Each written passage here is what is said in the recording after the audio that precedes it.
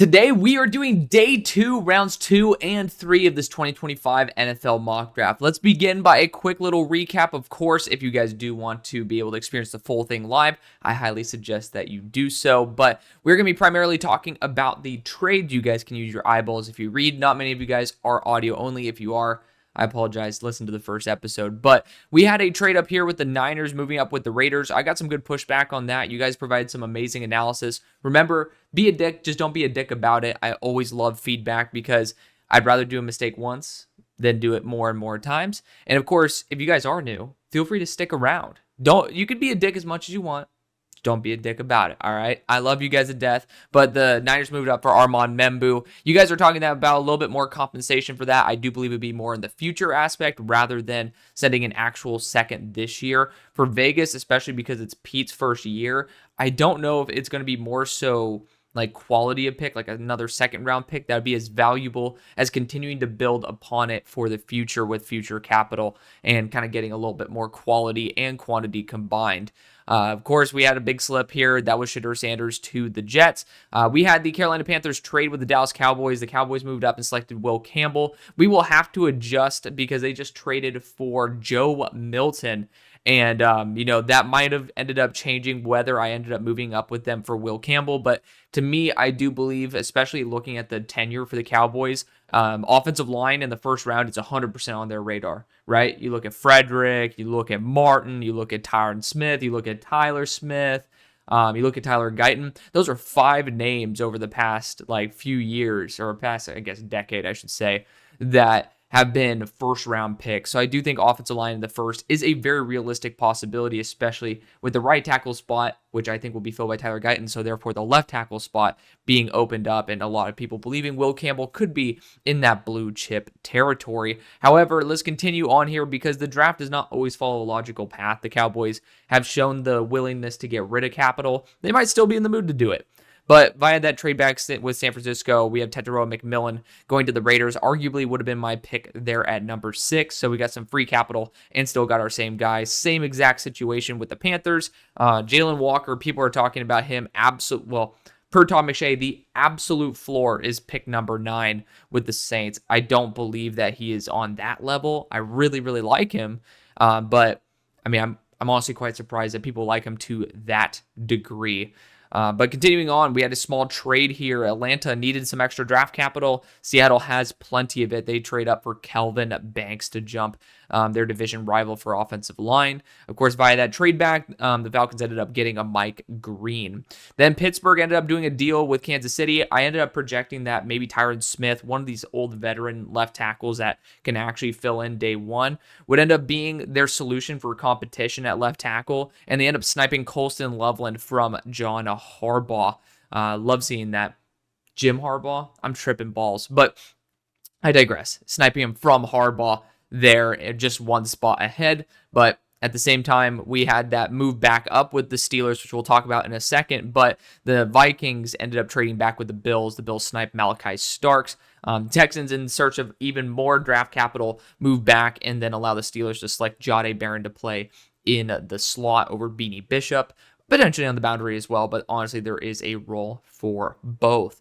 And then, of course, via those trade backs, we ended up having the Browns end up moving up, actually. Should say that before we end up discussing the end of those 2 trades. They end up selecting Donovan Jackson to play a guard/tackle role for them. Honestly, it's kind of criminal how lowly or how much Donovan Jackson has fallen because of prospect fatigue.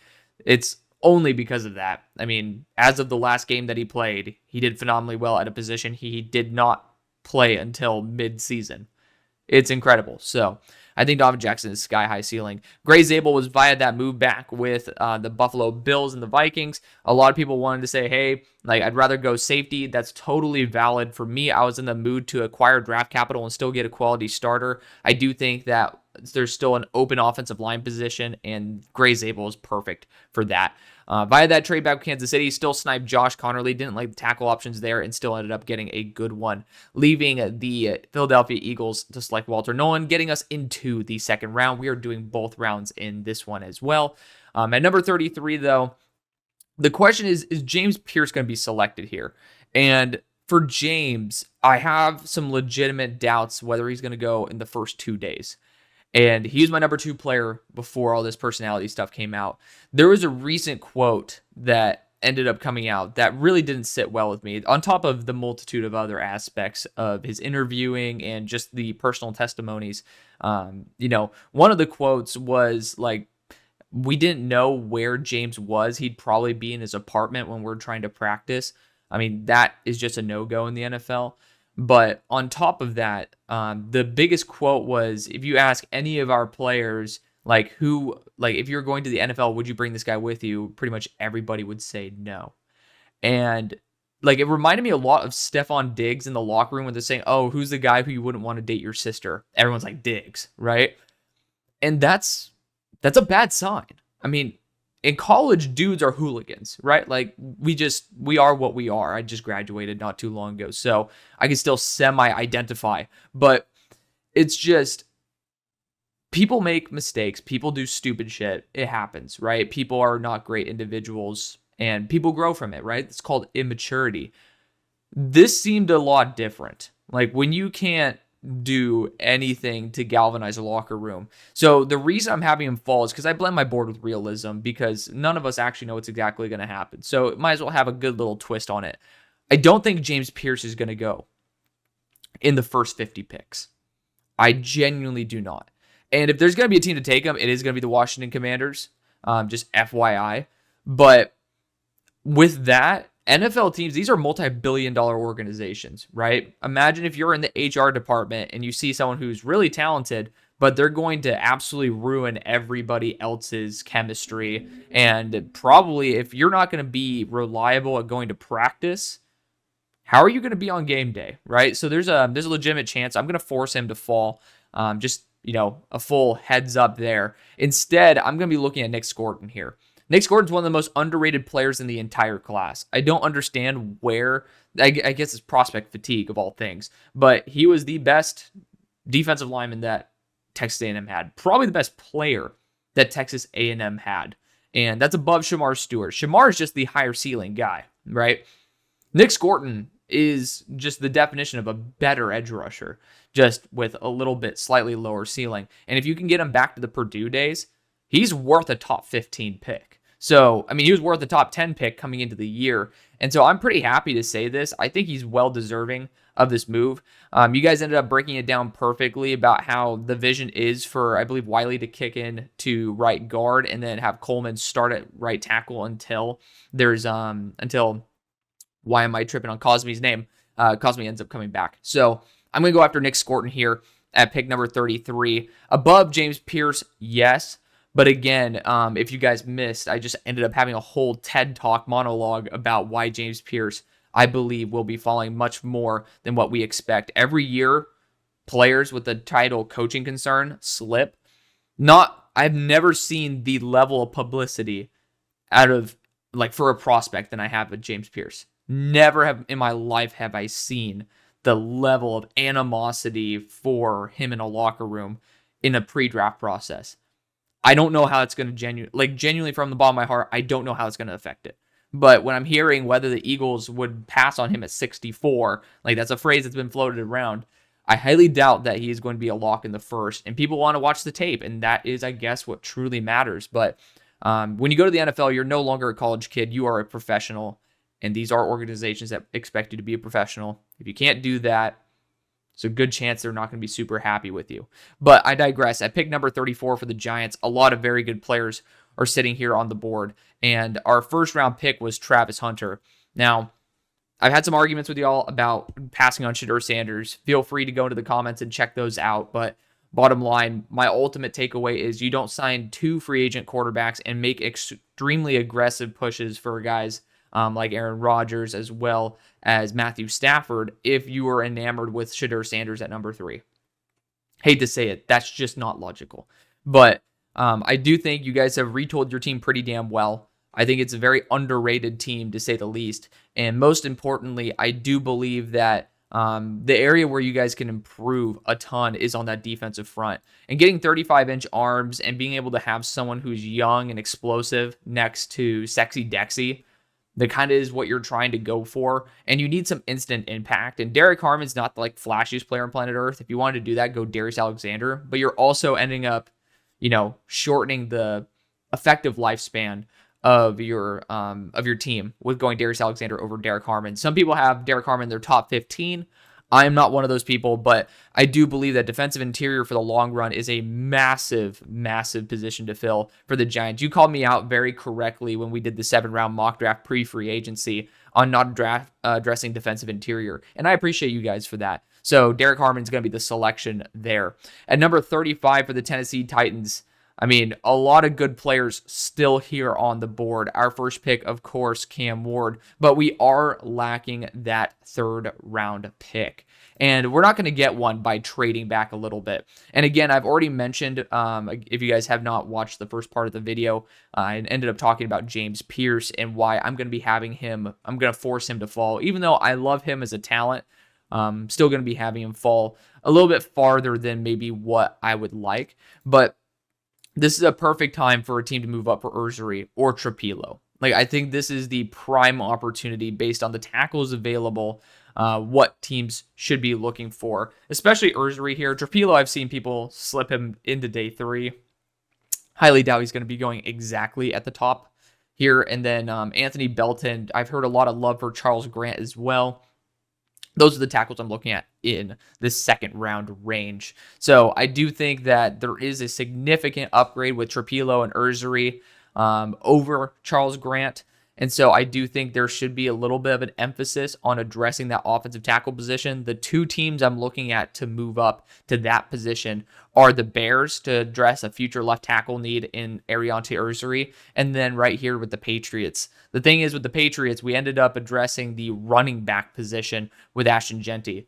It doesn't matter what running back you have. If they don't have a good O-line, they're going to be absolute shit. And I like this Vrabel connection to the Titans here. So we are going to be trading with the New England Patriots. And plus, they like absolutely shellacking everybody in their path. So I think this is the right move. And for a 3-spot move up, I don't think it's going to net very much. I think it would be relatively a pick swap. And 106 to 141. You guys can end up addressing it to 120. But, I mean, honestly, 120 wouldn't be a bad move either. I think it would be fine for the Titans. But personally, you know what? I'll do 120. I'll toss in 220. We'll add an extra pick here for the Titans. That way we can kind of balance it out. I could have went 77, 103. I do feel like that's a little bit extreme, though. No, we're going to do 141. We'll do that. I think that's fair. The NFL trades have costed a little bit more than what I was kind of giving them credit for. But regardless, Ashton Jeanty's there, and I think it's imperative that we end up addressing Ariante Ursery here. He might end up having to be a guard in the short run, but the fact is this guy is built to be a tackle, and he plays very, very, very well. You could go Trapilo and try him out at left tackle, but again, looking at the left tackles that can start, Ursery gives you your best shot, especially early, and he's a damn good run blocker, so you're going to be, again, leaning a little bit more on the Jeanty side of things with Ursery there. At number 136, number 36 overall with the Jacksonville Jaguars, we took Mason Graham, casual standard pick there, right? I do think a wide receiver would not be out of the question here. I mean, looking at the receiving core, you don't even have Christian Kirk anymore. There is a legitimate need in that room. And you look at guys like Jack Besh, I think it would remind Gladstone of Puka Nacua, and that would be really, really entertaining. Honestly, that's an underrated thing. Honestly, I like that fit too, because you have somebody who's going to be that dynamic threat with Brian Thomas. You can end up having a more reliable option there with Puka Nacua. I guess it is kind of the same thing, but with Jack Besh. And with 2 third-round picks, I don't mind where you're at if you can end up trying to rearrange it to where you can end up sniping Besh and also go after a boundary corner. Because for me, I think the more pressing issue is that boundary corner. I just really love the fit of Besh on the squad.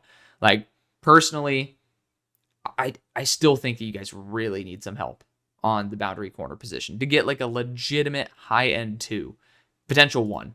To me, that's Trey Amos. So we're going to get an SEC battle-tested corner there, which sucks because that kind of was what I wanted to do for the Raiders at pick number 37. That was a little bit of my goal there. Of course, technically right tackle is open. I'd heard that there's some rumors that they want to put DJ Glaze to the inside and then end up addressing the right tackle spot. Not going to lie, it's either going to be Membu or Trapilo in my opinion. But regardless, I do think this team is looking for wide receiver help. I do think it's also looking for running back assistance. And Trey Henderson, out of realism, will be going in this range. And this is his former offensive coordinator here in Chip Kelly. And with a new extension to Geno, you're going to want to make sure Geno has tread on those tires. I do think, unfortunately, because this is a very good running back class, I've shit on it before, but there's a lot of players. I don't even know, does he even have the Michigan State back? He does not have Nate Carter in this, but it's a very deep class. I would prefer for the Raiders not to go running back early, but if Trey Henderson is going to go in this range, like people are talking about him going as high as 10, which I think is bullshit. But,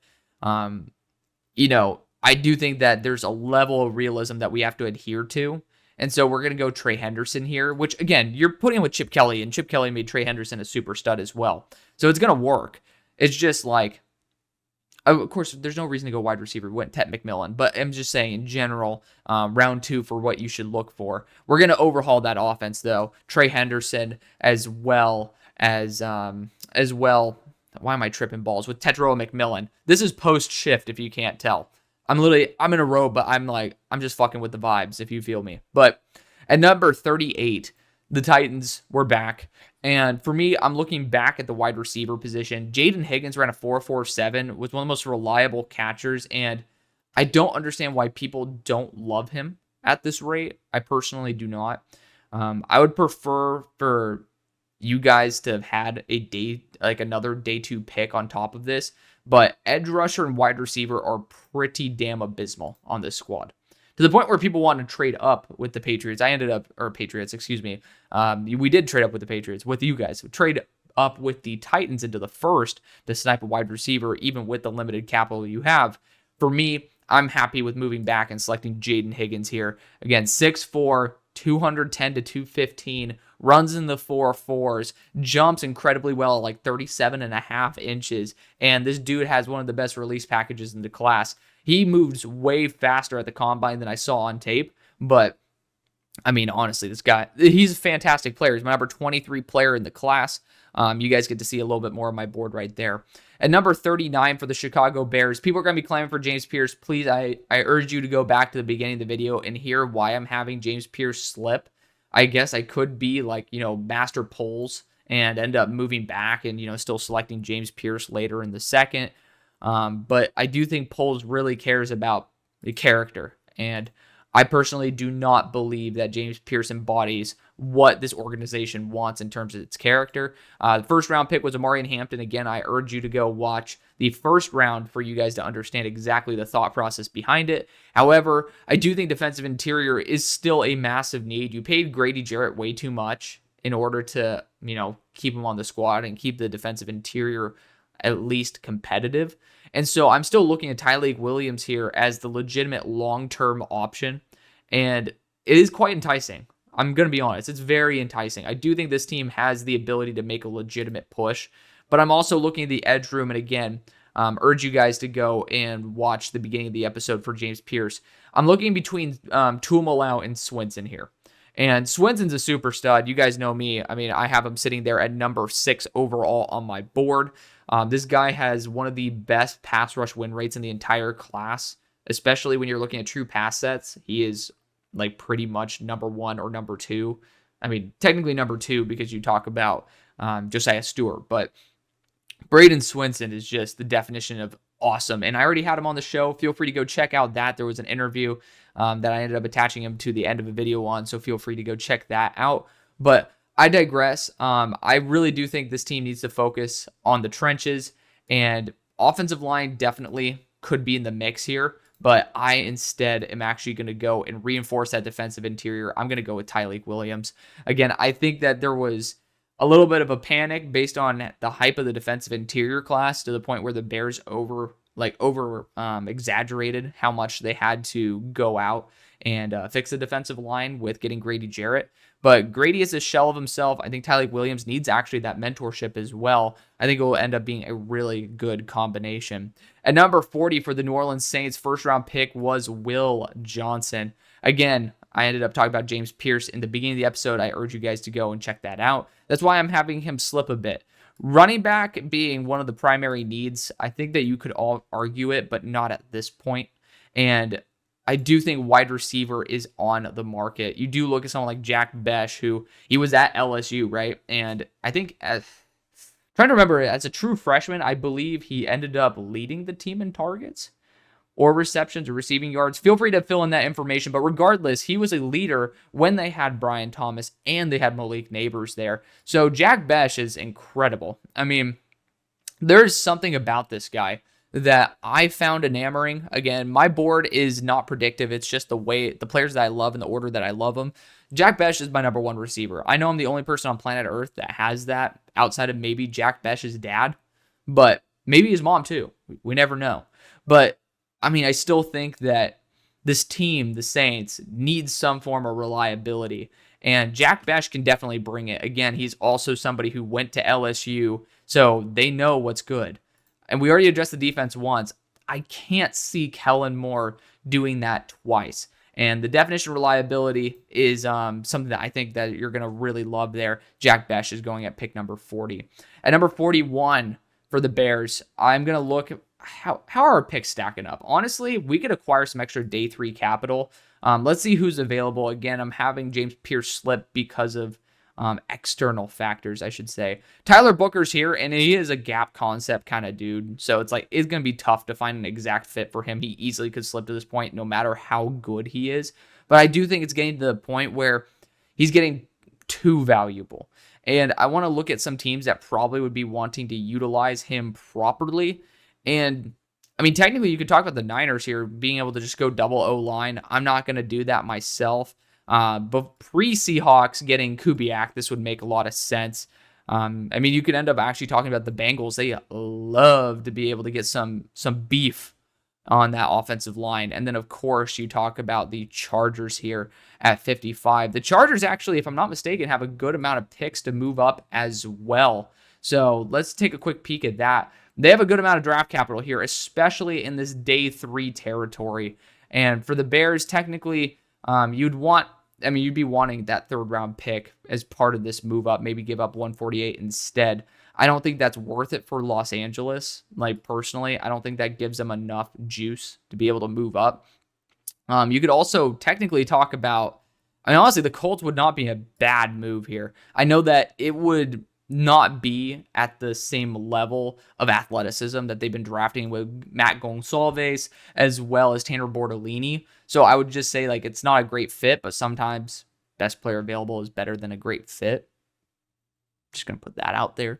Honestly, Dolphins aren't a bad team to move up here. We just know Chris Greer is just not going to value interior offensive line at that rate. It's a little bit tough. It's a very tough situation to be in if you are the Bears, and it's a good tough situation, but I'm actually going to end up opting for that edge route. I think we're going to have to end up doing it. There's a lot of very good edge rushers in this class, and I know that like you guys are probably going to draft 2 minimum. I'm going to look at Braden Swinson here because he can handle both an even and odd front, just depending on whether you guys want to be running nickel packages or whatever you want to run. This guy has the strength and physicality to hold up, and I do think that this is a good range for him to go. So I'm going to send Braden Swinson to Chicago. At number 42 for the New York Jets, we ended up going after Shedeur Sanders in round number 1. Here in round number 2, I definitely think that we could be looking at offensive tackle. Like, that right tackle spot is even worse than what we're seeing for the Saints. And so I'm actually going to be looking at Ozzie Trapilo here, who is right down the road there in Boston. So we're going to go after Ozzie Trapilo there, who is on my board at number 17 overall. At number 43, we got the San Francisco 49ers, who ended up making a move up for Armand Membu. And I think that was honestly probably one of the best things you could do. You upgraded at guard in the short run, tackle in the long. That's going to be super duper critical. But defensive interior is pretty damn crucial as well. And the question is, what are you looking for on the defensive interior? Are you looking for someone who can make an instant impact? Do you care about age? For me, if I'm going to be real, defensive interior with Darius Alexander, he's going to be 25 his rookie year. He'll be getting his second contract at 29. If you're a first round pick, that's where I start getting worried, where you're getting your second contract at 30. Like technically your first extension would be at 29, but that 5th year option would be part of it. If you're at 30 or at 29, then you could get a legitimate 3-year extension, and then you are a two contract guy, which for the Niners, I think they desperately need to address the defensive interior. You could try to do it with really good value at pick 100. Maybe you get a Josh Farmer. Maybe you get a Jamari Caldwell. But I'd rather look at the... I'm eating my own words because I'm looking at Zaire Thomas here. And who doesn't love a reunion, right? This is a family reunion that we're going to have right here. We're going to go Zaire Thomas for the Niners. Long story short, I won't string you along. What I was going to try to process logically, because this is a live mock draft, is that I feel like the value of Darius Alexander would help out the Niners more. But on the boundary situation, because Lenore's a slot, you need some help. And Azaria didn't test as well as you wanted to, which is why he is here. If he tested out phenomenally well, he's a first-round lock. You pair him up with Renardo Green, who you took in the second round last year from Florida State. So you have a family reunion. Both of them are physical guys who like to be able to put their hands on somebody. You're building a young, connected secondary that I really, really like. At number 44 for the Carolina Panthers, Jalen Walker's that first pick, and again, we moved up essentially because of that. This was Dallas's pick, ended up moving up because of that move back, and so we're sitting here, we're sitting pretty too, because you got Io Maynor here. Honestly, it's probably the best receiver. Knowles in that mix as well. I do think that there's some good value weapon, like Kyle Williams. I love him to death. He's going to be somebody who will probably be taken early third, but someone who I think if you take him in the second, I'm not going to bitch and complain. That's just where I'm at. But I do think that with Jalen Walker playing that outside linebacker role, we're in a pretty interestingly good spot. I will say this is not a bad time to look at someone like Darius Alexander. I would just prefer some youth. I don't know if you guys are in championship mode just yet. So it's tough. It's a tough spot to be in. You could definitely move out of here. I do think safety is an underrated position to target as well. That's something I probably want to do in round 3, however. So it's round 3 or round 4 that I'd want to go after safety. Wide receiver, Io Maynor would make a lot of sense here. The question is, how healthy is he, right? Where's Io Maynor on my board? Io Maynor, damn, how low do I have him? Where the hell is Io Maynor on my board? What? Okay, I have some dudes who I also need to... Okay, he's at number 49. I was tripping balls. So I have some guys extremely high. I get it. That's just personally where my head is at. I could even go after another edge rusher for that matter, but I don't know if the safety value is good enough based on the players that are available right now. I'm going to look at Io Maynor and actually Kyle Williams for this pick number 44. I'm going to go after Io Maynor, though. I do think that he does have that X potential there. You pair him up with Xavier Leggett. You also pair him up with Jalen Coker, the Cokeheads, and you end up having a young trio of receivers that you could have for the next 3 to 4 years. At number 45, we have the Indianapolis Colts, who took Tyler Warren in the first round. And again, I want to stress, Tyler Booker's here. I'm trying to find a spot for him to go. And the Bengals could be into it.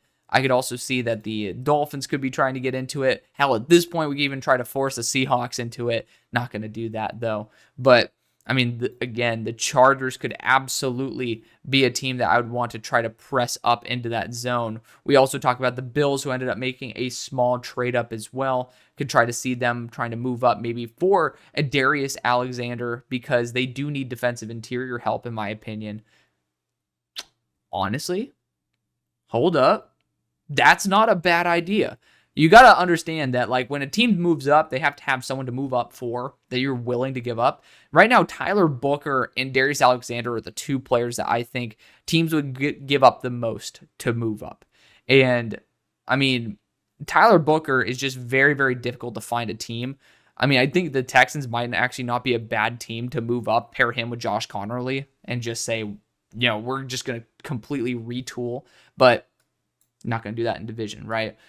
Just saying in general for other picks, there's just not another player that I think would garner that overall interest. And again, I already talked about why James Pierce is not someone I'm going to be taking here. Darius Alexander absolutely should be moved up for, and moved up for aggressively. I do think that there are multiple teams here. And honestly, Greer might not love left guard, but he needs his defensive interior. So I think it's a great idea for the Bills to jump an in-division rival who might be trying to make a pressing move as well. Personally, I also don't think the Colts have great value here, and there's a player who I really, really like for them. 45 to 56. I do think they'll net a minimum of 109, and I think we want to get some extra future capital here. I mean, I could try to do like both of those and then end up doing like pretty much a pick swap. Let's see. I wanted to see where the value was at. To be fair, the Bills, I don't see a ton of value for them in this zone the way that, maybe that you'd be hoping for with those 2 second-round picks. By doing this, you end up securing an elite asset while also still being in a key, great striking range for a defensive back. And personally, I think that's good for the Colts as well, because they can then front load their picks right there. We're going to do that little swap-a-rooney and allow the Bills to move up. And they selected Malachi Starks in the first. They're getting aggressive again and going after Darius Alexander, 2 massive instant impacts. And again, we can end up sniping somebody down the board where it need be. Falcons ended up trading back and selecting Mike Green. Again, we ended up retooling our picks right there, getting a couple of them from Seattle, which I think is super duper crucial. Center is certainly a position you could target. I don't think Jared Wilson is worth pick 46, so I am going to avoid doing that. I do think defensive back is one of those positions as well that I really like. Honestly, this is another good spot to trade back. And I was talking about it before with Tyler Booker, but I do think teams need to get a little bit aggressive to address that offensive line position. And looking at where the Texans are at, this is, in my opinion, the perfect spot to where, since you moved down before and garnered some extra draft capital, I think this is the perfect opportunity to move back up. And for this range, I'm going to actually go with pick number 123. We'll do another pick swap because I do think that it's fair to engage in that type of discussion where we end up kind of giving a proper amount of picks overall. If you do want to toss in future draft capital, by all means, please do it. But I do think that the Falcons getting that day 2 pick as well is going to be super crucial. And for the Texans, I know wide receiver needs help, guys, but I do think there's a lot of talented wide receivers that can perform a lot better early on by being able to step in even off the street, so to speak, the way that offensive line can't. So we're going to have Tyler Booker and Josh Connerly coming into the team and just pretty much completely revamp the whole entire offensive line and say, fuck the narrative that our offensive line is garbage. We actually have a legit future. And at pick number 47 for the Arizona Cardinals, I mean, interesting spot to be in, right? We took Josh Simmons in round number 1. Edge rusher here in round number 2 is key, but I do think Josh Gannon is not, especially Monty too, not a fan of guys with personality concerns. Just going to put that out there.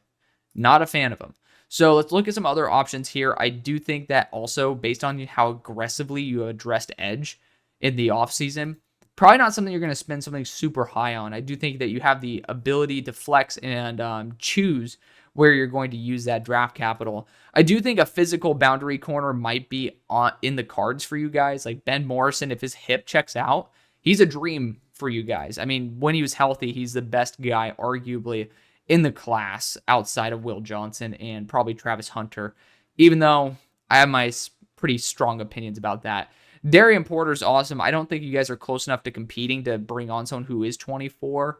Have those issues. That's the issue with Alfred Collins as well. He's a bit older.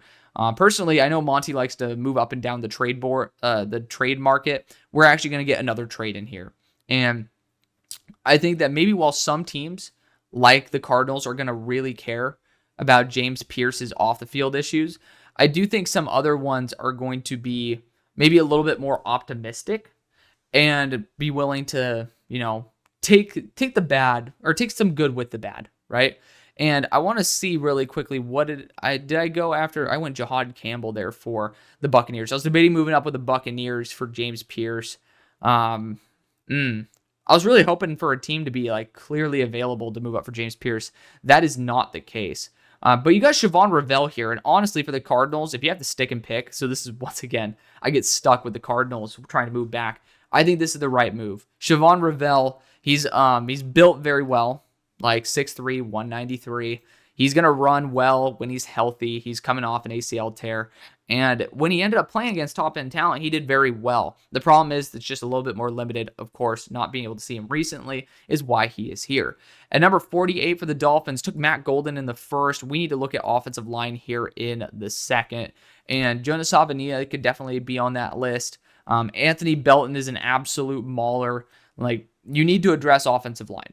Whether it's here or 98, you can debate it. But honestly, with the way defensive interior got poached, I do think this is the area where you guys are going to be focusing on offensive line. And I do think that you will value that tackle flexibility. And so, I mean, to be fair, I think Charles Grant might be like right up your alley, a freak athlete at 300 pounds that is going to be an instant fit at guard who needs more time to develop as a tackle. It doesn't sound perfect, I know, but people are saying this guy's almost locked top 50. That scares the shit out of me. I'm just going to be honest. It scares the shit out of me. But I do think his role early on as a guard, the only way you could sell this to Greer is if you put him at the long-term vision is him to be a tackle. And to be fair, I think Jonas Savania is somebody who fits that so much better. He fits it so much better. I'm gonna do what's right. I'm gonna go after the guy who fits better in Jonas Savania, who can play that guard role, can play the tackle role. Jonah is gonna be around that 100 mark on my board, but I do understand why people like him a little bit more than that. At 49 for the Bengals, first round was Michael Williams.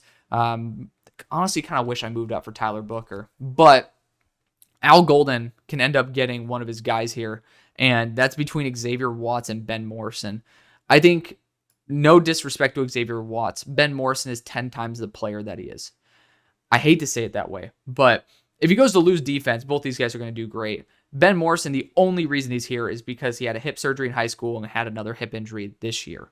So that's the only reason that he is here.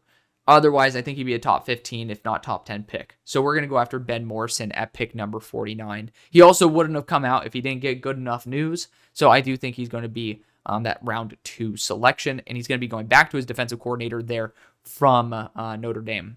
At number 50 for the Seattle Seahawks, would have actually been great to go after Ben Morrison there, but we drafted Kelvin Banks in the first round.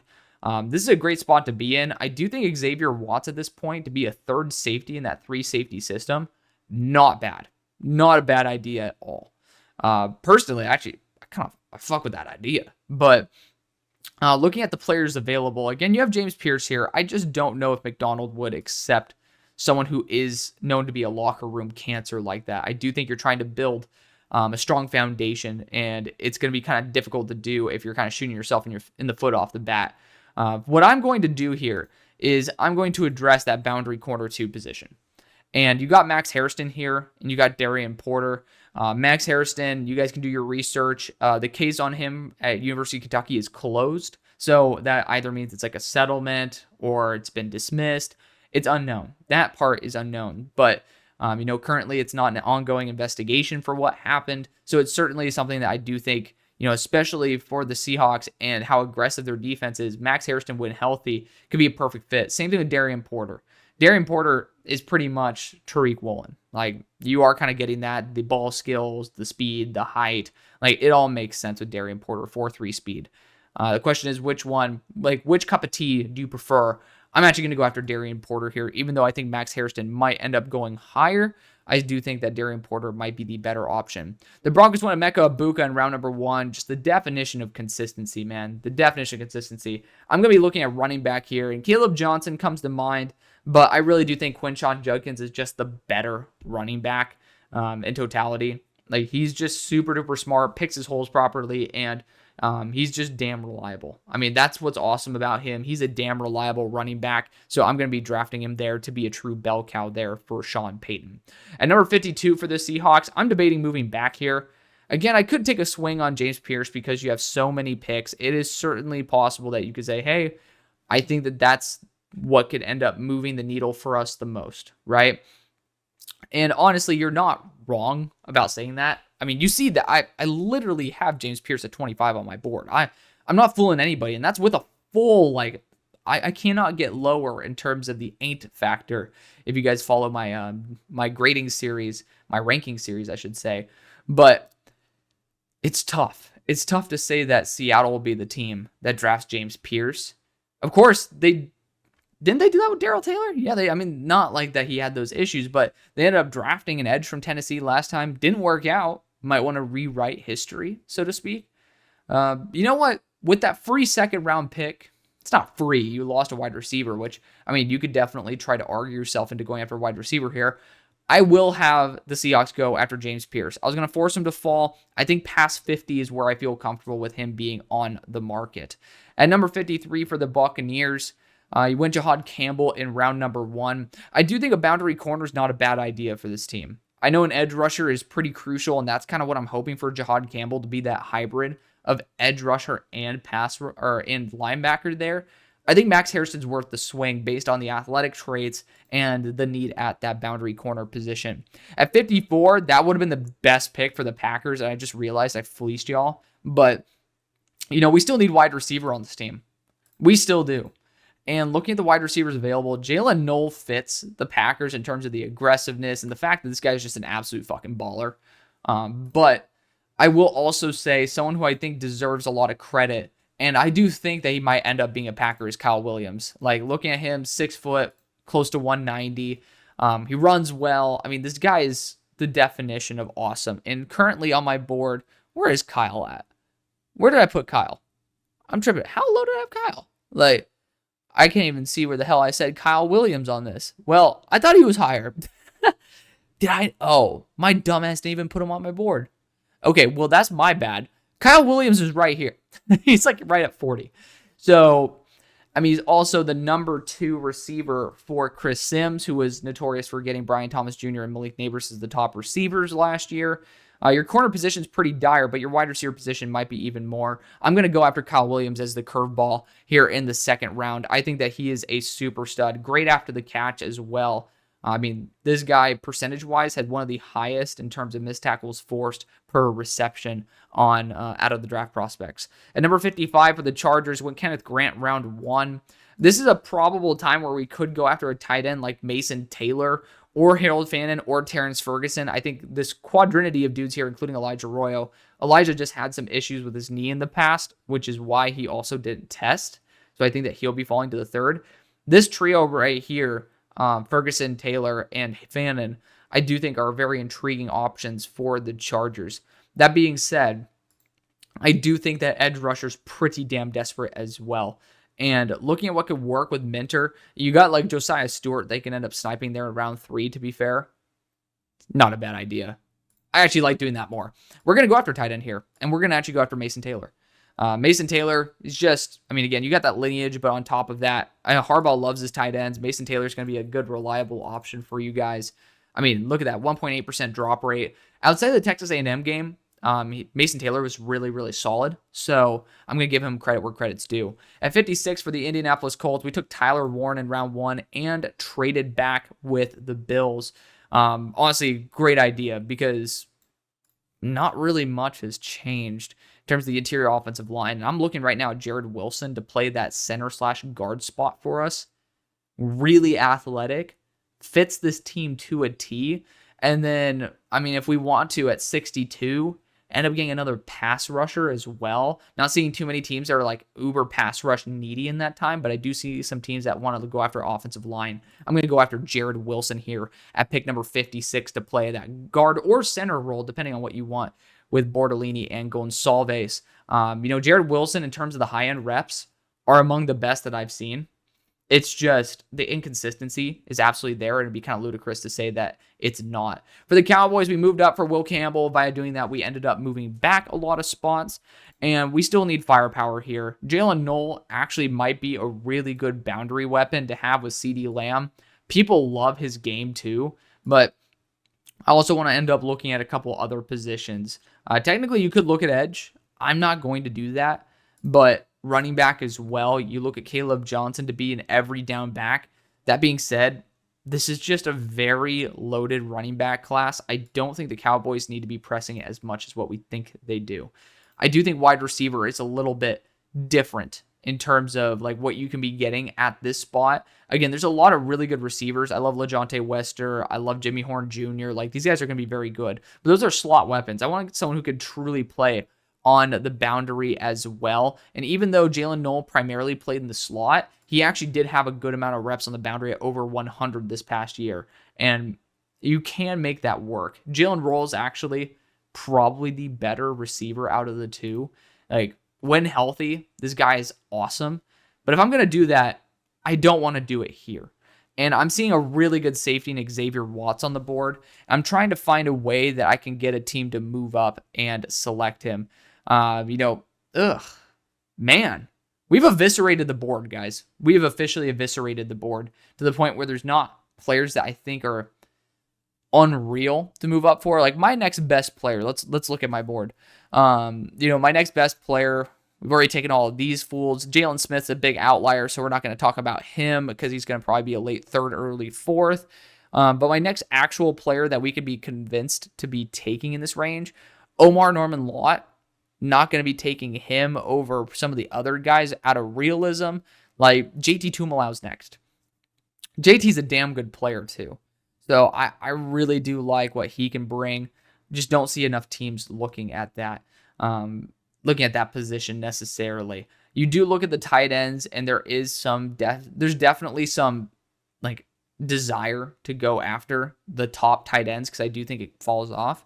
But I also don't see many teams that are going to be looking at that tight end spot. Bottom line, I do think we need to be pushed into a decision here very quickly. It's getting a little bit rambly, as you guys are probably taking a little bit of a notice of. And the Baltimore Ravens went Nick Emmanwori, which pisses me off because I really didn't want them to do it. I'll just say, I think there would be a push for JT Tuimoloau at this point. And I do think that we need to make some type of move. I'm looking right now at a couple of teams. The Lions already drafted their edge, but the Ravens are one of them. The Eagles are another, but you're not going to trade in division. I mean, technically you could. I mean, the Eagles and Cowboys have done that before. But also on top of that, you look at Kansas City, who could be getting aggressive. The Raiders, the Patriots for that matter. There's enough teams that I think should be wanting a talent that's a day one starter like JT Tuimoloau to where I think that a team that can get aggressive like Eric DeCosta with all these damn picks, it will end up making sense. And also, I do need to send the Dallas Cowboys pick first to New England, where they ended up sending, I think it was pick 163, and they ended up getting a 7th in return. So let's just say that's 220. I'm not sure which one it was, but they ended up getting Joe Milton as well. We're sending that through, but for this trade specifically, for the Cowboys, did I send the second round? Oh, I'm so fucking dumb. Send this back to Dallas. Send this back to Dallas, boys. We're sending that one. Thank you very much. Thank you very much. Force that on through. Now, with the Cowboys, we're sitting here, and it's the right move for us to trade. That's just so funny. I ended up doing that. I do some dumbass shit sometimes. You guys know how I do. But I do think this is a situation, again, where I think building up, both these teams are not looking too hot in terms of their draft capital. I mean, shit. I don't like how this is turning out. I honestly think for the Cowboys, 136 will be 100% on the board, but I think you have to give up 171, which, again, I don't know if the Ravens really want that. I think you have to give up a future 4 for this. Like, that doesn't really work very well either. You're giving up a next year 4 for a this year 4. We'll give up a next year 5 and pick number 204. How about that? So we'll make it work. Again, it doesn't actually affect the mock draft, but the Ravens are moving up because I think they need to just continue hitting on the studs that fall. It's the Eric DeCosta way. JT Tuimoloau is a selection there. Atlanta Falcons at 58. You went Mike Green in the first. We're going to get another safety here in the second. I was seeing how the board fell, and being able to get a ball-hawking safety there is super going to be great next to Jesse Bates. At number 59, we're back with the Cowboys. Again, we made that small move. I'm actually looking at Carson Schwezinger here. You address the linebacker position a lot through free agency. However, you guys are bringing Carson for I think you had a private meeting with him, a top 30, and a private workout lined up. And Carson ended up going to my same high school, so shout out to him. I do think this is a possible move. I will say, though, people really like Caleb Johnson. I will say that getting an every down back can make some sense. We're going to go Caleb Johnson there. At number 60 for the Detroit Lions went Shamar Stewart there in the first round. I do think interior offensive line is going to be super duper crucial. And looking at Tate Ratledge, the definition of consistency, I've loved taking him to the Lions before, and nothing in my mind has really changed. At 61 for the Washington Commanders, we moved back and drafted Nick Scorton. Could have ended up drafting another guy as well. Running back's a key issue for this team to address. I mean, corner is as well. Like, I do think that you could end up trying to address, but it's honestly a worse cornerback class than people want to give it credit for, including myself. But I digress. I think that you guys are in a prime position to still snipe a very good running back at this point if you wanted to. Damn, I really did eviscerate the value of running back, didn't I? Ew. This is actually a spot where I want to trade back. I do not want... Ooh. Carson Schwezinger here. He came in at 238. He's not 225. Excuse me, he's a 238 kid. And this might be a really, really good understudy for a year behind Bobby Wagner. I know it's not a sexy pick, but I think it's a damn good one. We're going to go after Carson Schwezinger here at 61 overall. 62 overall, we're back with the Colts. Went Jared Wilson and Tyler Warren, fixing two of the less sexy positions, but still needed nonetheless. I do think an edge rusher is going to be needed here, and I don't know why people are talking about this guy as a day 3 player. I think he ends up going here on day 2, and I'm going to push him up a little bit higher. We're going to go after Femi Oladejo out of UCLA and pair him back up with his former teammate Liatu Latu. Femi Oladejo ended up not doing too well in terms of pass rush win rate, but he's the best run defending edge in the class. And on top of that, he got better and better and better. It was his first year as a full-time edge. And you saw even in the offseason after the season, he got even better as he went to the Senior Bowl. I think he's going to be a super stud, man. I mean, it's just, he still needs a lot of room to grow, but he's one of those players where I don't have him as high as I think I should. And I'm really, really, really happy to continue promoting his overall game. And people like rant about his locker room presence. I think this would be an excellent move. At number 63 for the Steelers went Jahdae Barron in the first. Could definitely go defensive interior here. My problem is I don't really like the options. We ended up getting this pick via that trade back with Kansas City.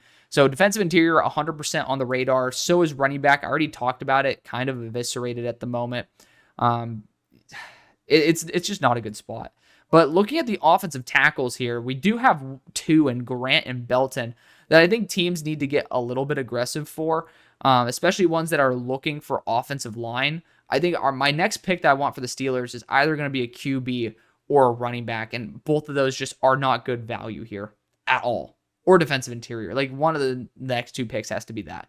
CJ West is just a little too early. I love the kid. Got to meet him in person. Not my cup of tea in terms of what I'd want to select here at 63. But the Raiders honestly aren't a horrible team to move up and select someone like Anthony Belton, who has really good movement skills, could probably play the guard role if you want DJ Glaze to play that right tackle spot. And he has that mauler mentality. Not gonna lie, I've moved with the Raiders. Like, I moved back with them. I kind of like the idea of moving back up with them. And we went Trey Henderson before. We were just gonna go full offense on this. I know it's not super realistic in that regard, but I think the Steelers need to heal their former Super Bowl rivalry with the Raiders. And with the amount of picks they have, it's great for the Steelers to do this as well, in my opinion. For a 5-spot jump, I do think it would probably be about pick 143. Like, I feel like that's a good range. There's nothing really in between that I'd feel comfortable with. So we're going to send this one through. And for Las Vegas, they're not only jumping the Eagles, which that's not my big prerogative. Belton or Grant are those are the two tackles that I think are viable that's remaining. Guess who you're fucking over right now? The Chiefs, who might want to develop Anthony Belton. So we're going to be going after that right there. Leaving the Eagles at 64. Drafted Walter Nolan round 1. With the amount of offensive linemen you've been bringing in, I do worry that Charles Grant, with the foundation he brings, it's almost too valuable. And people are talking about this guy like, oh, I can't see him slipping past 50. I think out of realism's sake, Howie's going to take him here at 64, and we're going to end up addressing whatever position that we need to at that pick number 100. That is the pick, right? I'm pretty sure it was pick 100. It wasn't pick 100. I'm tripping, 96. But even better for us, right? Pick number 65 for the New York Giants, Hunter and Harmon. Great spot to be in, by the way. Hunter and Harmon, like, don't reach. Just end up getting the best player available. I do think offensive line, if you could get somebody, wouldn't be a bad idea. You look at Emory Jones, not a bad option, but I mean, it comes with a price tag, so to speak, in terms of the amount of development you'll have to do. I do think a wide receiver, you could talk about Travis Hunter being that, but still, I don't think complete even with him. Like, offensive line, certainly in that realm. I do think you could now swing on a quarterback. Like, you look at Dart, and people are going to say, Dart can't slip to the third. If he's not going in the first, a lot of quarterbacks slip to the third. This is just what happens. The NFL teams are going to prioritize guys that are not going to be, like, fringe starters. But I think this is a good range to select Jackson Dart because you can use him legit as a QB3. You're not going to be pissed off in round 3 if he has to be your QB3. You gave Jameis and Russ both chances to start. You promised them that ability. You're not going to do that if you should draft Shedeur at 3. We're going to go after Jackson Dart at 65, which again is very possible. Like, it is possible. People try to say it's not. You guys are starting to get into a little bit of a hive mind. Quarterbacks who don't go in the first are not just guaranteed to go in the second. I made that mistake many years ago. And we see it. Guys slip. It happens. A backup quarterback is the least valuable position in the NFL unless you have a quarterback that you genuinely do not trust. Or I would say draft-wise, it is the least valuable position unless you have someone that you really are trying to groom to be a starter. At number 66 for the Kansas City Chiefs, they drafted Colston Loveland in the first round. Again, we kind of eviscerated all the tackle options for this team, and I ended up saying go after Tyron Smith if you have to. Looking at the options available, TJ Sanders an incredible value here, but on top of that, I do think we can take a swing for the fences with Omar Norman-Lott, who has very few run defense snaps, but as a pass rusher, this guy is among the best of the best. As an athlete, this guy is among the best of the best. And personally, I do think that that is worth a ton. So we're going to go after Omar Norman-Lott, who is in that 295-pound range, which is honestly perfect for Tershawn Wharton's role. At number 67 for the Browns, we went Abdul Carter and Donovan Jackson. This is another team that I could totally see going after a quarterback. And the question is, Will Howard, Jalen Milroe? You could talk about Kyle McCord in this range as well. Tyler Shuck. People will somehow think Tyler Shuck is going to be a second-round pick. He's old and has had a ton of season-ending injuries. The talent is awesome, but like availability matters. Longevity matters. This is the range where, again, you could start considering longevity not as something you really care about all that much. And so I do think this is a range where I could start evaluating some other things. One of those being Jalen Milroe's former offensive coordinator is on the team. Like, he is the OC. I think it's his former OC. I know it's the OC of your team. He's actually ended up coaching Jalen Milroe. And Jalen Milroe is most successful, if I'm not mistaken, under him as well. And this is the perfect opportunity. I mean, what do you have to lose? And Will Howard will give you, Kenny Pickett plus, which I love Will Howard. But Jalen Milroe is my QB4. Like, QB4 versus QB3 right here. I'm going to go Jalen Milroe. Again, you have that familiarity with the system. I think you could honestly flip it either way. Jalen Milroe just has more potential. Worst case scenario, you're getting an elite running back as well, because Jalen Milroe is a freak with his legs. But for the Steelers, we drafted Jahdae Barron and moved back to here, rebalancing our picks, which I really love. And I'm going to draft Will Howard. I mean, ultimately, even if we get Aaron Rodgers, we know that's not the long-term solution. And so I'm still going to draft our quarterback potentially of the future. I don't think Mason Rudolph is that. I don't think, it's like Skylar Thompson, I think, is our QB3 right now. I don't think he is all that. So Will Howard at 68 is just incredible value. At 69 for the New England Patriots, we drafted tackle and running back. I think the next thing we got to do is wide receiver or edge rusher. To be fair, you got Caleb Von Chase on there. He's on a 1-year deal, but I love him. But the value is just too good for guys like Sawyer and Prince Umanmielen. I think Sawyer is getting a little bit thrown under the bus a little too much because of his arm length. The bottom line is this dude was a fringe first-round pick. I mean, I had him as a second, but like that's why he's slipping here to the third. Like, he was a fringe day one player before we found out about his arm length.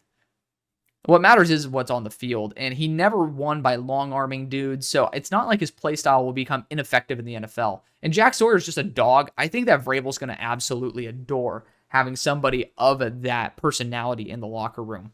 At 70 for the Jaguars, Mason Graham, Trey Amos, really, really good duo. We got to focus on the offensive side because Liam Cohen's going to be like, dude, where the hell are my dogs at? Right here, Jalen Royals and Jalen Knoll. Those are where the dogs are at right now. Like, these guys are dogs. You can talk about Trey Harris as well. Not going to shame you if you do so. I'm going to look at Jalen Royals here because of the after the catch ability. I just see him being a little bit more of a dynamic threat, but you can't go wrong with either of the two. For the Saints, they took Will Johnson and Jack Besh. Really good spot to be in. Unfortunately, I would want to go right tackle. I do think that, you're going to have to probably at pick 93, look at Emory Jones, which I make it sound like it's the worst thing in the world. Emory Jones was the best offensive lineman coming into the year. There's still something there with Emory Jones, all right? It's not like it's all for naught. But we got our boundary corner situation filled out. Right now, we need to focus on the defensive line. And you got Prince Umanmielen here. It's kind of hard to just say no to that at the moment. Jordan Birch is a savage. David Walker, he really has short arms. That's what I'm really worried about there. But honestly, Prince Umanmielen's kind of the impossible guy to pass on right now. You look at the statistics, they're incredible. He's a solid player. I mean, he's well worth this selection. We're going to go after Princely. At 72 for the Bears, they went after Hampton, Tylee Williams, and Braden Swinson.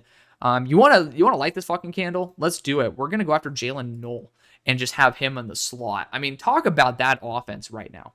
Think about it for a second, right? So the Bears, they ended up getting an elite defensive interior, but let's look at the offensive weaponry. You got Rome, you got DJ, you got Knoll, you got Amari and Hampton, you got Komet. On top of that, you have Caleb Williams. Yes, and you have a completed offensive line. That's like a fuck yeah kind of moment. I'm a big fan of that. So really good value all across the board. The Jets ended up getting Shedeur and Ozzy Trapilo. Good spot to be in, honestly, because you look here at the defensive interior, and I love CJ West. And people aren't going to really know CJ West's name, but he tested out phenomenally well. He's an elite presence in the locker room because he's just one of the nicest dudes I've ever talked to. And it's not that I like him because he talked to me and he was just a chill dude.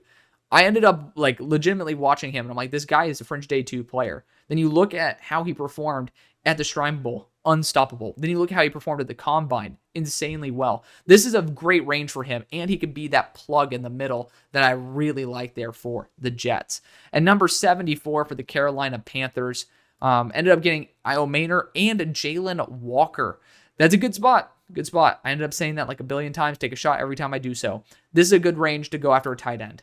And you got Fannin, you got Ferguson. I'm going to go Fergie all day.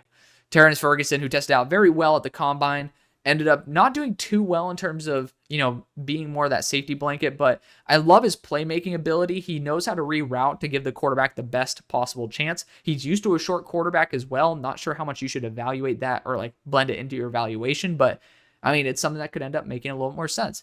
The Raiders ended up getting this pick from the San Francisco 49ers via their trade. I know people wanted a little bit more, but we're here nonetheless. We have drafted wide receiver, running back, and offensive line. Pete Carroll's not going to stand for not drafting defense at this moment. So let's look at the best value and let's go after the best player. Josh Farmer's a fun one. I do want to toss in a couple other people's names. I mean, defensive interior, I do think is a little bit overblown. That's the one that I really think is overblown more than anything. TJ Sanders is just incredible value at this point. He's just very small in that 290 range that I am a little bit worried about it. Boundary corner, this is where you can start justifying some of these other players here. But again, I'd feel personally very, very uncomfortable with any of these guys coming out and being my day one starter. I'll put that out there. Linebacker, I mean, this is a good range for a lot of these players. I like Demetrius Knight's a very high floor linebacker. You could look at the safety core as well, even though you guys did a good job being able to poach in free agency. Like you got guys like Kevin Winston who should be heavily sought after, but I mean, you really can't go wrong. You really can't. You know what? I think the value is too good to pass on TJ Sanders to where we need to get him. Sometimes you just need to find out how to make TJ work. And if I'm not mistaken, I think he got up to like 298 at the combine and still tested out quite well. At number 76 for the Dallas Cowboys, we went Will Campbell and Caleb Johnson by a trade up and a trade back, which, again, nice little balance there. Still looking at wide receiver help here. You can go after Trey Harris, which actually not a bad idea. But Isaiah Bond's the one who's calling to me. Adding a deep threat in this on this team is incredible. This is a former first-round pick in terms of value. I don't know why he decided to come out, but maybe teams just understand how damn good he is going to be. But he is just phenomenally well built. I think he's going to be, like, when he ends up getting healthy, he's a first-round quality player, and that's exactly what you do here at 76. You end up retooling that offense because I think that needs it more assistance than pretty much anything else on the team. You fix the offensive line, and now you are getting very close to fixing all of that weaponry. I think that's going to be super-duper key. At 77, we got the New England Patriots, and so far we drafted Genty, Ursery, and Sawyer, man. I mean, just like all dudes that you want on your team, no matter what. But we still need guys for Drake May to throw the ball to. And you got Trey Harris here. As long as he can stay healthy, I think this is a home run pick. You just can't really go wrong with it. But I do want to potentially look at defensive interior. I did end up sniping the one dude I'd probably want to take there to add in with Milton Williams, Christian Barmore. I really like this move. I like it. We're going to go after Trey Harris here at 77. At 78 for the Arizona Cardinals, we have taken Josh Simmons and Savone Rivell. I'm going to go after an edge rusher because, no, we need to go after defensive interior. I've been sniping, but it ain't all gone yet. And, I mean, Josh Farmer is great in terms of the ceiling. People thought of him as like a fringe day one player. I would say that this is probably the range where, you know, people are going to feel more and more comfortable. Love Shamar Turner and that flexibility. But Josh Farmer with the 35-inch arms, definitely going to be one of those players I think you should be focusing on bringing into the room. And at 79, we got the Houston Texans moved back for Josh Connerly, moved up for Tyler Booker. I think we all know where the next position that we're going to take should be. Looking at the receivers available, again, this is Trev's board, so it's not like, again, I would say, like, have your own board to look at. I'm looking at Ja'Cory Brooks as someone to have on day 3. I really, really, really like him, but I understand that some people, he's just not really your cup of tea. Savion Williams after the catch is just, like, ridiculous. And again, it's a great way to mitigate some offensive line issues if you have someone who could, you know, really create after the catch. And this is a good range for him to go. I'm going to go after Savion Williams here at 79. At pick 80 for the Bills, I was talking about this, like, we have Malachi Starks and Darius Alexander taken. I feel really happy with where this team is at overall. I'm looking at the boundary corner position because you don't necessarily need someone to start right off the bat. Mac McWilliams is my dream target for them on day 3. I really think that's the best move that you can make. Wide receiver wise, I mean, if you want to look at someone who could be a vertical threat, I'd go after Dante Thornton in round number 4. Like, personally, that's where I would go. You can get a developmental edge here for the rotation because we don't know if Joey Bosa is going to stay healthy. And for that, I actually think this is the perfect opportunity to go after Jordan Birch out of Oregon. Top-end edge rusher there to have. At number 81 for the Bengals, we went Michael Williams and Ben Morrison. Let's look at the offensive line really quick to make sure that we could potentially protect Joe Burrow, and Wyatt Milam is perfect for this. This is a guy who was like a legit first rounder, and I still think he has all the talent in the world. We're going to draft him here to be the guard for Joe. At 82 for the Seahawks, we drafted Banks, Porter, and Pierce. Again, Pierce, I ended up having a soliloquy at the beginning of the video describing why I'm going to probably have him fall, so feel free to go and check that out. However, I do still think we need to address the interior offensive line even more. Granted, I will say that Christian Haynes should improve. Same thing with Oluwatimi. I think both of them will improve with more of a zone blocking system, which I like. So I don't know if it's as necessary as we think. With guys like Kevin Winston on the board, I mean, being able to have him as the third safety in McDonald's defense, not a bad idea. And especially with how young he is, he's coming back off injury as well. Like, this might be the perfect pick for Seattle at this moment. And I could totally see Kevin Winston going arguably next to the Steelers as well. So I think this is the right move. We're going to go after Kevin Winston and get that third safety. At number 83 for the Pittsburgh Steelers, we drafted Jahdae Barron and Will Howard. We need to look at defensive line. And Shamar Turner arguably is the best option available. He was a top 35 player for me coming into the year. Alfred Collins is a big nose, but he's also just kind of old. He's at 25. So again, not really going to be super ideal. Jamari Caldwell is going to be super fun as well. JJ Peggy's like, we have some good players in this class. Like that's the blessing that we have. But Shamar Turner at his frame is going to be super duper intriguing. Like I think Jordan Phillips is actually a little bit more likely. He's a younger player. He's a nose tackle. Like he's going to be a bit more valuable. Also, I think we all kind of know Jordan Phillips feels more like a Steeler than anything. Like we all kind of, I feel free to push back on that, but there's an innate Steelers mentality that I think that Jordan Phillips embodies. And with how good the running back class is, I'm not really too scared about losing out on value. Like I legit think Nate Carter or UDFA could end up starting on an NFL roster, but we're going to go after Jordan Phillips here because I do think we need to focus on the defensive front. So we got our quarterback, we got our nickel back as well as our defensive interior. I think it's a good spot to be overall. Might be a little underwhelming, but honestly, it's a good spot to be. At 84 for the Buccaneers, we've gone Jahad Campbell and Max Hairston. Got Godwin back. Again, you guys are kind of cooking with Crisco at the moment. You might want to end up addressing edge again. Interior offensive line, not a horrible idea. I just don't really see too much value on the board at the moment. Shout out to Marcus Bowe, though. He's a good player. I want to be able to take him in this. To be able to free up Jahad Campbell, I'm actually going to take Demetrius Knight. And Demetrius Knight is so damn reliable. And we're going to let Jahad Campbell be a flex edge rusher because I don't want there to be such a gaping hole at linebacker for us not to be able to use our player the way that we want to. And so we're going to have him grow behind Hassan Reddick the way that he is supposed to.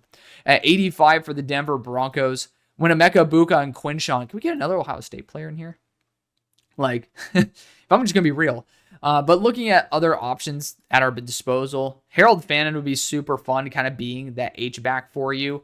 You could end up addressing edge rusher here with Landon Jackson if you really wanted to, based on just going best player available. You could try to develop some offensive line talent. I don't think that there's like a bad move for you guys overall. Like there's just not a bad move. And again, we've already gone after wide receiver and running back. I do feel like we need to focus a little bit on the defense. And I like the flexibility of Shamar Turner. Honestly, that's a good pick right there. I like Shamar Turner. The value's right. We're going to take him there to Denver. At 86 for the Los Angeles Chargers, we got Kenneth Grant and Mason Taylor, two key contributors for this roster. Now, I think running back could also be in the mix still. Again, we already took Mason Taylor. I'm like, I really wanted to go Elijah Arroyo here, but could go after a boundary presence. I don't really think that we're getting the best value at that point. But looking at other positions, could we get like a big space eater at tackle? Not really here. So, you can go Cam Williams and develop him. I don't think, if you don't have a tackle upside, I don't think it's worth it. And to be fair, there are teams that are in the wings here that could be looking to develop some players like that. But the biggest thing that I want to focus on right now is this tight end spot. And I do think that teams like, Kellen Moore's team right here in the Saints could be looking at the last two tight ends and being like, maybe I could do something with them. And Elijah Arroyo's up to 250 as well. Harold Fannin's up into that 243 range. Going to be a little bit more limited in that aspect. Elijah Arroyo is something where I'm like intrigued for the Saints to be able to get a good option there. But what did we end up doing for the Saints here at 71? We went Princely. I do kind of want to go offensive line with Emory Jones for him at 93. I don't think I can end up doing that. I don't think I can end up moving up in that case. Trying to see like who can move up for who, right? And like you got guys like Josiah Stewart here, really good players. Pooh, another very good player.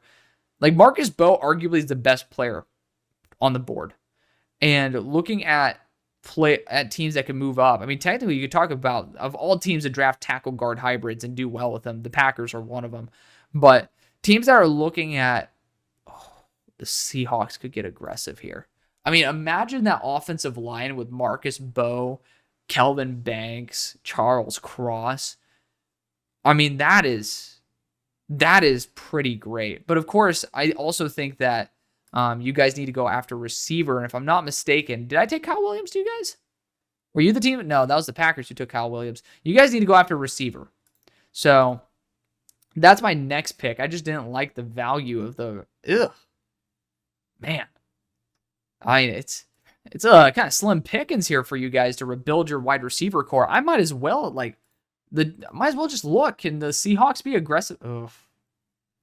Not really. I was about to say, can we get aggressive again? We've been aggressive a little too much. A little too much with y'all. Other teams that are looking for interior offensive line. I mean, again, the Eagles could be looking at it, but I already went Charles Grant for them. Not going to do that. Is there a safety that is extremely valuable? You can look at Makuba, but again, I'd rather just sit and wait and see what happens rather than, moving up for Makuba. Dolphins. How did we end up addressing? I really want to end up solidifying the guard role. We already did that. Hey, good on me. You know what? Good on me for doing that. I was like, I really didn't need to do that. I was going to try to force myself into doing something I probably didn't think was logical. I'm glad we ended up addressing that. The Giants, honestly, could be a good team to move up for a guard. You could also look right here at the Jaguars as another team that could end up trying to address it. The Bears. I'm just trying to find the team that's right to move up, right? There needs to be at least some type of motivation. I just can't find it. I think the Chargers are stuck. And if the Chargers are stuck, they've taken Kenneth Grant and Mason Taylor. I'm going to go after edge. We're going to go after best player available. A player who had 40% pass rush win rate on true pass rushing sets, and obviously a perfect fit for the defense because it's his former defensive coordinator. We're going to go Josiah Stewart. At 87, went Ezraku as well as Kyle Williams. I think that this is the prime opportunity to potentially be able to continue developing the offensive line. You look at Cam Williams, who could end up being developed. Man, weird spot to be in. I will look at corner here. And I actually think that Noel Williams can make a big difference on this team. For Jeff Hafley, I think it works. And that's because he values physicality. Quincy Riley might be even better, but he's a bit older. So I'm actually going to go after Noel Williams, who is a bit of an ball hawk. I think he's going to be a little bit early, but it's somebody who's still worth the shot. At 88 for the Jaguars, Mason Graham, Trey Amos, and Jalen Royals. This is where I'm going to continue developing the offensive line. We're going to go after Marcus Bowe and put him at guard. Or center. The thing is, I'm drafting a player to just be damn good, and I think that matters more than anything. At 89 for the Atlanta Falcons, we've got Mike Green and Xavier Watts. We did this via that trade, via a trade back. And so I might even go Landon Jackson at this point. I mean, the value is just so good. Could look at interior offensive line here as well. If Marcus Bowe were available, might put him at center. I'm just not really in the mood to develop players for this team. Pooh Paul might be very interesting. Ulbricht's going to love having that on his team. Could look at Harold Fannin to be the successor to, it's kind of crazy to say that, but the successor to Kyle Pitts. Could look at wide receiver as well, though. I mean, kind of a drought for wide receiver talent. I'll actually look at linebacker here, though. And you've got guys like Chris Paul and Jack Kaiser who are very, very good players. I'm not selling you guys, am I? I mean, Mike Green's great. I actually still might go after Landon Jackson. Let's do it. Landon Jackson's just too good a value at this point. Sometimes you just got to triple up on edge, man. Edge is the one position where you can't have too many guys. At 90 for the Rams, went Luther Burden there in the first. I don't think the corner value is good. The linebacker value is great. But I am actually going to be going after Elijah Arroyo here to supercharge that offense. Can you imagine that? Just overloading the offense there and really trying to make a final push for Matt Stafford. Mickey Mawari, JT Tuimoloau to the Ravens. Good spot to, be in overall. I think this is a team that has the luxury of being able to develop a Cam Williams. And so I think that this might be a 3-year project. And you're going to put him at guard, which is what you do with Failele. I think it's the right thing to do. We're going to go after Cam Williams here at 91. At 92 for the Seahawks, we went Kevin Winston Jr., James Pierce, Darian Porter, and Kelvin Banks. And I'm forgetting exactly what I was talking about before, but I do think wide receiver needs to be a position we end up looking at. The problem is who's worth this pick. And personally, I think Jimmy Horn Jr. is just he's a special kind of player. But that's something that you draft in the 4th or the 5th round, even though I have him extremely high. it's a weird spot, huh? We like really developed the defense and we kind of poached most of the offensive talent. Granted, Emory Jones is here. I know I could end up just totally screwing over the Saints right now. But that's not a bad idea. Emory Jones would not be bad just to continue developing the offensive line because we've really focused heavily on the defense. But Harold Fannon's here. I do think we need to go after another receiving weapon, and Harold Fannon as a wide receiver or as a tight end is going to be great. Either way, the Saints were going to get someone that I liked for them. I'm going to go after Emory Jones to play potentially right tackle for you guys for the long run. At 94 for the Cleveland Browns with Abdul, Donovan, and Jalen. That's a good team. But we're going to go after a running back here. And I want someone who could get a large amount of carries. And there's a lot of very, very good players in this class. Honestly, Cam Scatabo, if he just doesn't fumble, he's just a savage. So we're going to go after Cam Scatabo. At 95 for the Chiefs, they went Colson Loveland and Omar Norman Lott. I think this is the chance for them to potentially go after a running back as well. DJ Giddens scored off the chart. He actually ended up moving up noticeably on my board. He is right now about 100th overall on my board. Maybe he might be like 130 or something, but still moved up a noticeable amount. Kyle Monungai would be fun, but you guys kind of already have that. I want someone who's going to be explosive and a home run hitter. Sampson and Giddens kind of are the ones in this range that would be in that type of realm. We're going to go after DJ Giddens. At 96 for the Philadelphia Eagles, we went Walter Nolan and Charles Grant. I told you guys already, I do not like the boundary corner value, but looking at the safety value, you look at Andrew Makuba, the ball skills are absolutely there. He's flexible into the slot as well. And he's very, very good in zone coverage, which means he's going to be great for Vic, right? Could go after a linebacker here, but I'm actually going to go after Andrew Makuba. At number 97 for the Minnesota Vikings, Andrew Makuba would have been great. We do not get that pleasure here. However, I don't think that you're really going to be settling for Lathan Ransom or Sebastian Castro. Castro might even be a better fit for the Eagles because he's not the most athletic guy on planet Earth, but he's just damn good. But Lathan Ransom is just an absolute big hitter, and I think that Flores is just going to love his power. At number 98 for the Miami Dolphins, you got Golden and Savania. I think we need to focus on defensive interior. And you got guys like Alfred Collins who could be a nose plug. But for me, I really want someone like Jamari Caldwell, who's kind of the best of both worlds, who is like at that 340 range, but he's very, very explosive and he's very hard to block. So we're going to go after Jamari Caldwell there. At 99 for the New York Giants, we want to make sure that nobody who's crazy is slipping out of this zone.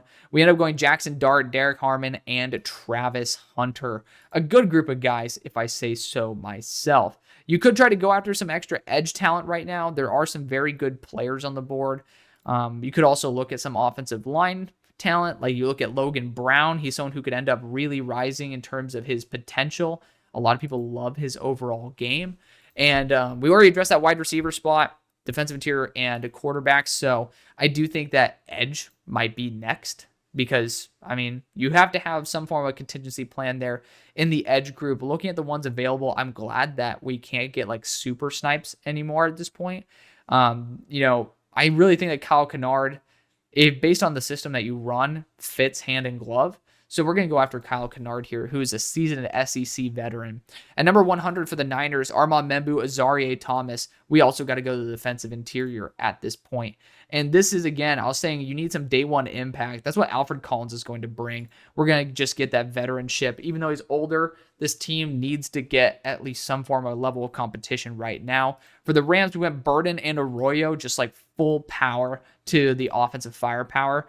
And at this point, the Rams, I think, are a great, perfect destination for Quincy Riley or Denzel Burke. Feel free to fill in either one. And at number 102, a lot of very good players still on the board. That's the NFL draft for you. But we have the Detroit Lions, and they went Shamar Stewart and Tate Ratledge. I do think that, like, if I were to stick and pick here, I'm going to trade out of this spot, FYI, but I want to give my Lions fans who waited to the end something. If I were to stick and pick here, I'd probably be looking maybe at Dante Thornton. I might just say, hey, let's get a big deep threat on the boundary. Kind of like that idea, or Caden Prather as that dark horse. But I really do think that we need to spice things up just a little bit. And I kind of like the idea of going Kyle McCord or Tyler Shuck here at the end of the third. So I want a team that's looking for that quarterback with potential. We already drafted one for the Titans and the Giants. And we drafted one for the Raiders, right? We did not. We could go for the Raiders, but I wouldn't do that necessarily. The Jets already drafted Shedeur, but the Saints, I mean, the Saints are right in striking range, and it's a great opportunity, in my opinion, to be able to say, hey, we'll go 102 for 112, and then we'll go like 184 for 228. Maybe you can go like a little bit more than that, but like I feel like that is perfectly fair in this equation. Like, I think that getting 184 out of this and bolstering that front, maybe you get 244 in return. Feel free to adjust on your own. But for the Saints, you drafted Johnson, Besh, Umami Ellen, and Emory Jones. You can end up getting some sort of foundational quarterback competition here. And whether it be Shuck, whether it be Ewers, feel free to choose on your own. I think Shuck has the higher ceiling, but Kyle McCourt's the better thrower of the football. And if you want someone who can distribute, that's your guy.